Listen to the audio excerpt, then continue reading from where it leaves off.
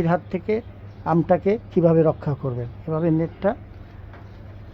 নেটটা আমি তো দিয়ে দেন, দিলে এই যে নেটটা আমি থাকলে পাখি আমটা নষ্ট করতে পারবে না।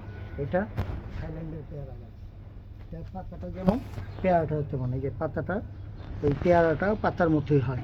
এটা যখন বড় হয় এই পাতার মতো হয়। এটা মাধবী পেয়ারা, এটা গোল এত বড় হয়। এটা যখন বড় হয় পেকে যায় তখন লাল রং হয়ে যায়। এটা মিষ্টি এবং শুদ্ধ সুস্বাদু। এটা 7 কেজি আম। এটা 7 কে আম। এই দেখেন আম গাছটা দেখেন, এই যে আম দেখেন আমরা, এই দেখেন এটা আমরা দেখেন কতগুলো আমরা।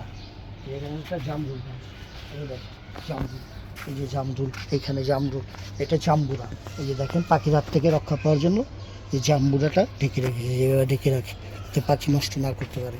এটা মালটা গাছ, এই মালটাটা এত বড় হয় এবং মিষ্টি সুস্বাদু। এটা কমলা গাছ, এই যে দেখেন কমলা, তা কমলা। এটা লেবু, এই যে দেখেন লেবু, এই যে লেবু, এই যে লেবু, এই যে লেবু।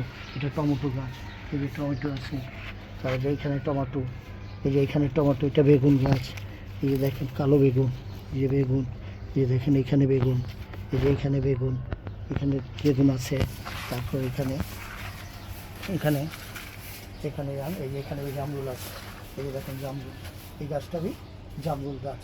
তারপরে এখানে একটা লেবু গাছ আছে, এখানে এই বড় গাছটা পরে অনেক লেবু আছে।